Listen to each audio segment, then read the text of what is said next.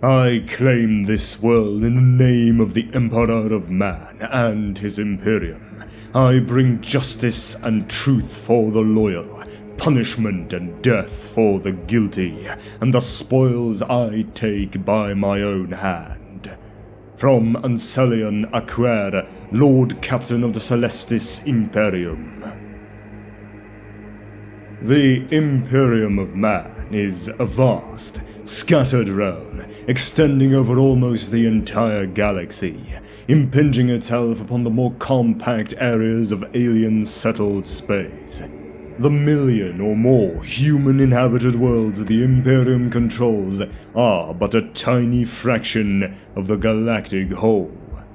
Then there are the fringes and halo zones, remote areas where the Astronomicon does not reach, and where the only human settlers are renegades or pioneering groups whose ancestors were forgotten by the Emperor's servants millennia ago.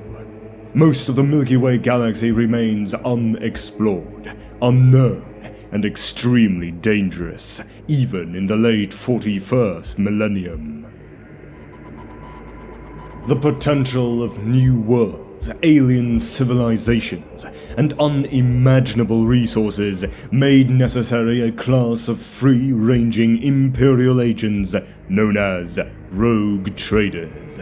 Licensed and often equipped by the Adeptus Terra, the rogue trader is free to explore the far regions of the galaxy, the areas where the Astronomicon does not reach, and those areas within its reach as yet unvisited by humanity.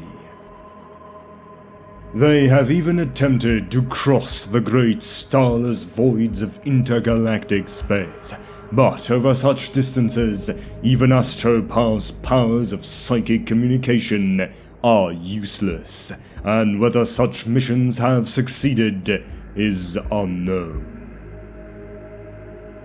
Operating in isolation from the central authority of the Imperium, the rogue traders must decide for themselves how to react to alien cultures, new discoveries and threats.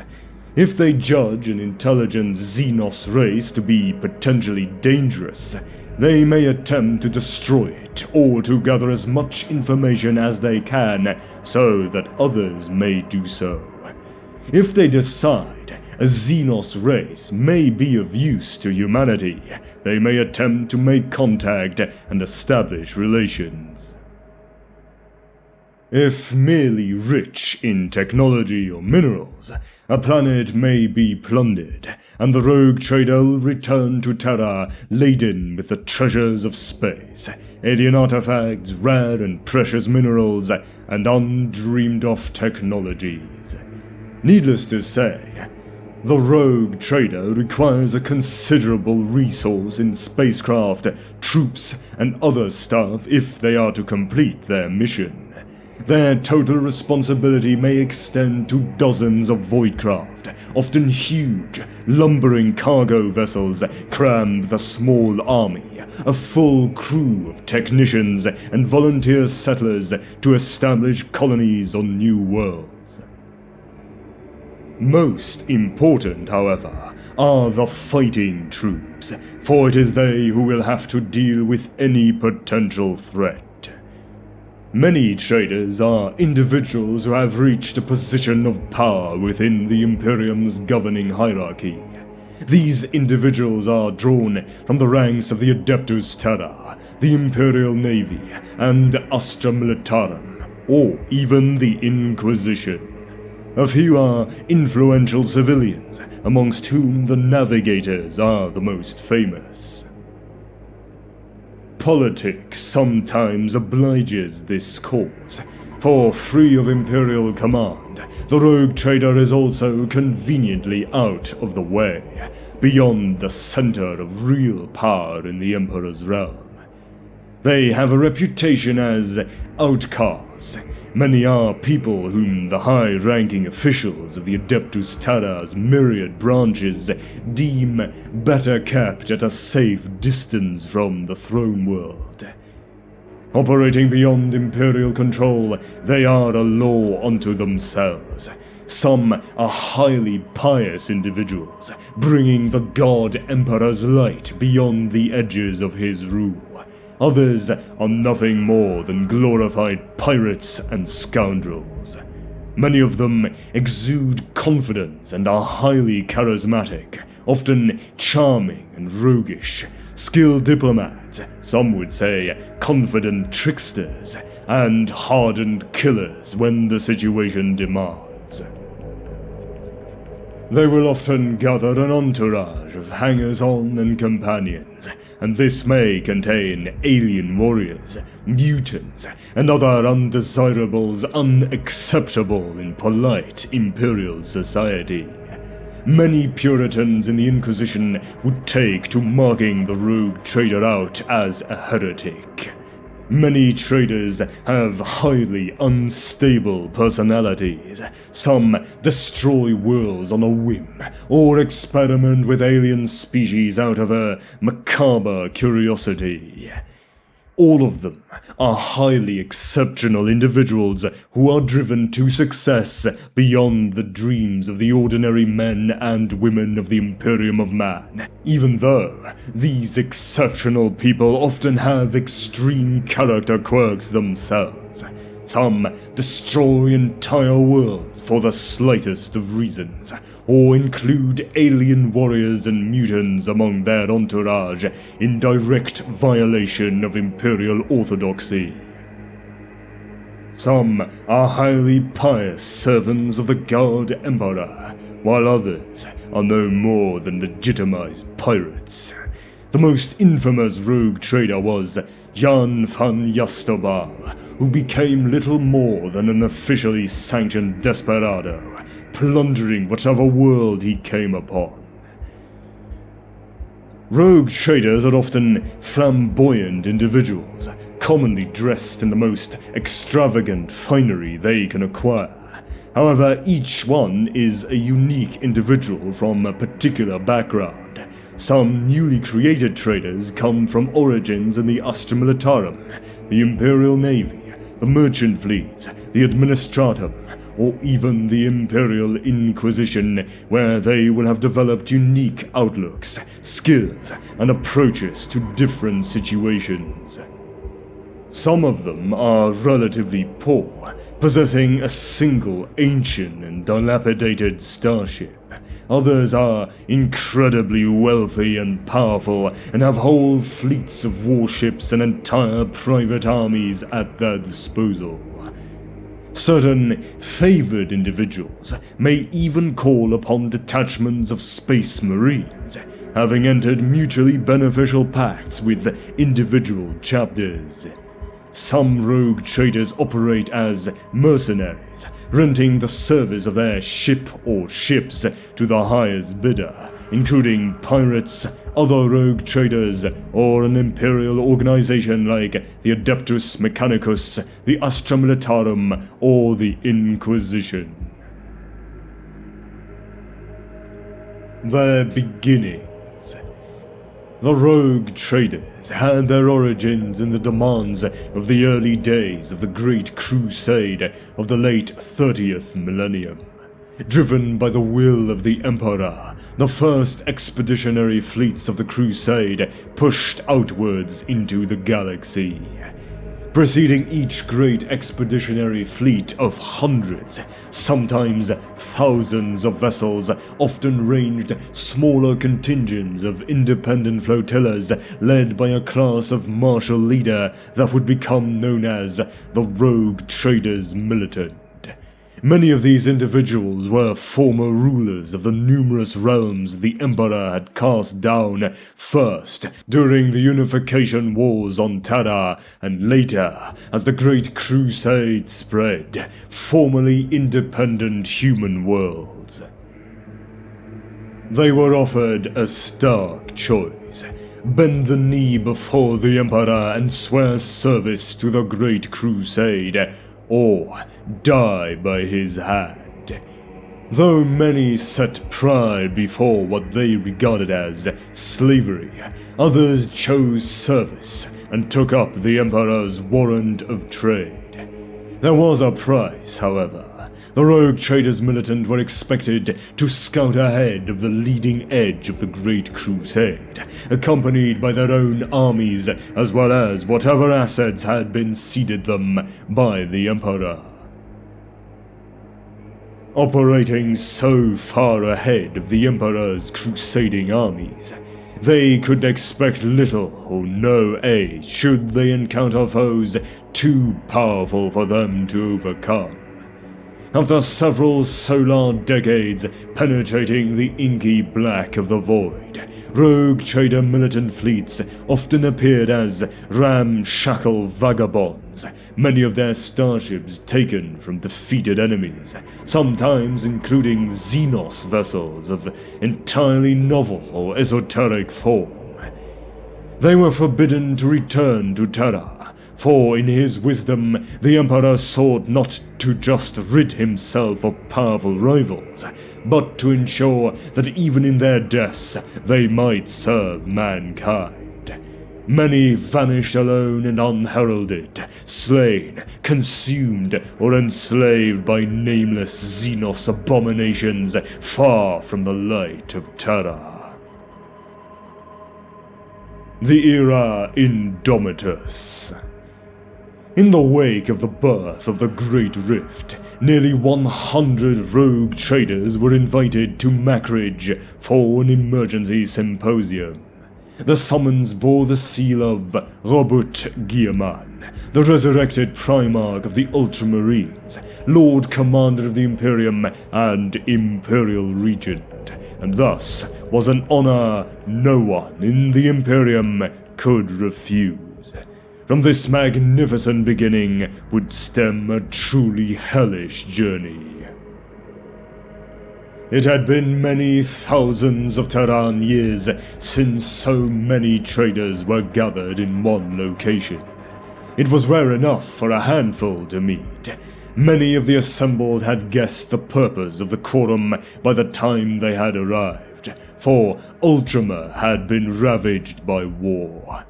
The sovereign domain of the Ultramarines chapter, once thought inviolable given its peerless infrastructure and many-layered defenses, had been broken open and brought to ruin on a dozen fronts by the demon Primarch Mortarion and his death guard during the conflicts known as the Plague Wars.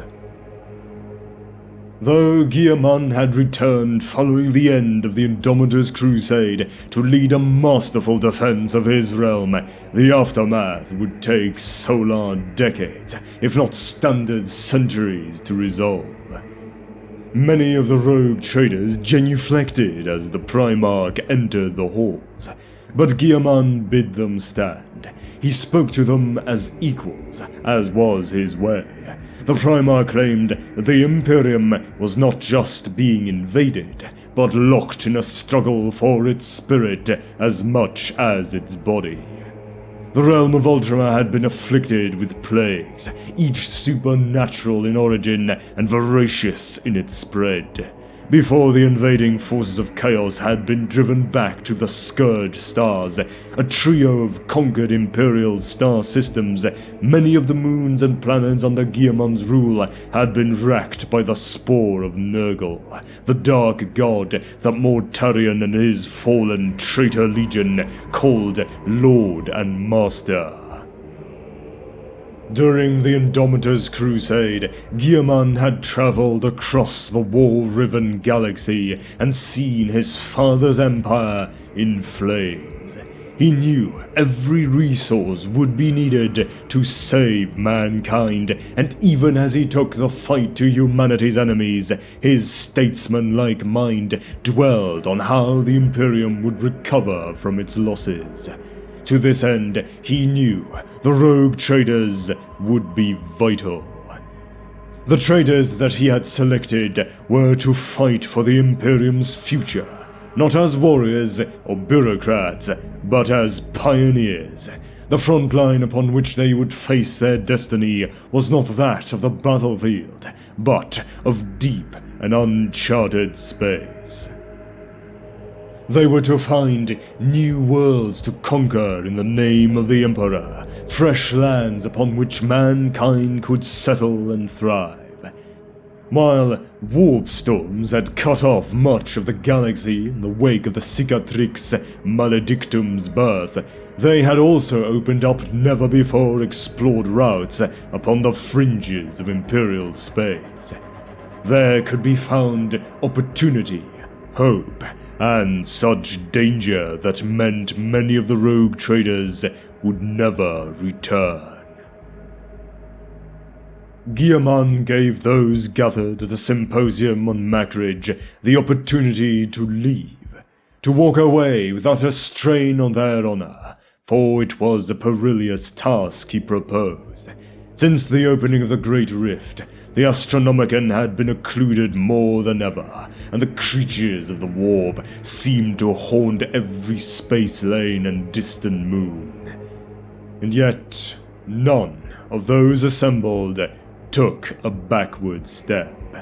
Some remained out of pride, some out of duty, some out of a sense of adventure, but all were to find themselves set on a new path that would see them meet either victory or inglorious damnation.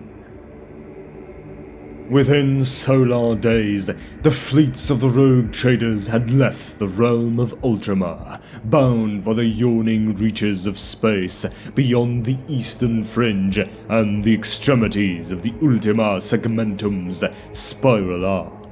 Most carried in their holds large populations of Ultramaran colonists kept in cryogenic hyperfreeze, seeking a new and better life somewhere else. Out there were the youngest stars in the galaxy, those most likely to have untouched planets in their orbits, and therefore most likely to have habitable lands. That all hoped to find territories unspoiled by the ravages of chaos was an unspoken truth. Each rogue trader fleet took a different heading, their navigators guiding them through the warp towards destinations unknown. They all underwent challenges upon the way, and some found nothing but cruel and violent ends. The Imperial legal status. The most valuable possession of a rogue trader is his or her Imperial Warrant of Trade, an ancient legal document which describes and sanctions the accepted limits of a rogue trader and his descendants' operations across the galaxy. These charters are hereditary and thus create an entire rogue trader dynasty when they are issued. These dynasties are granted a personal coat of arms, identifying their members amongst the Imperial nobility. The traders are empowered with the authority by the High Lords of Terra to travel freely within the Imperium and beyond. This allows them to legally interact with cultures which normal Imperial citizens are forbidden contact with because they are non-Imperial human worlds or Xenos-controlled planets. Not only that, but rogue traders are granted the permission and freedom to deal with these cultures as they see fit, so long as it is judged to be in the interests of the Imperium. Having said that, it can be assumed that a renegade rogue trader guilty of heresy, treason, will be severely prosecuted by the Inquisition if discovered and captured. His punishment will be that much more severe if he is deemed undeserving of the Emperor's extraordinary trust in his family. Traders usually return to Imperial space every few Terran years to unload their exotic wares and resupply, recruit, and rest until the next foray into the darkness of unknown space. During these periods, they may come into conflict with members of the Adeptus Terra or the Inquisition. The traders wield incredible power, and it is easy for them to forget that once back within the Imperium, they do not have free rein to act as they wish. This strident attitude will draw attention from the authorities. Many rogue traders dispute the right of the Imperium to exercise authority over them. As individuals who have wandered amongst alien stars and conversed with all manner of cultures, rogue traders are viewed as susceptible to all kinds of heresies, from wayward philosophies to infection by alien creatures or possession by warp entities that live in the darkness between stars. All of these factors can lead to violent confrontation, particularly if the rogue trader has knowledge or an artifact that others within the Imperial hierarchy of equal or greater power covet.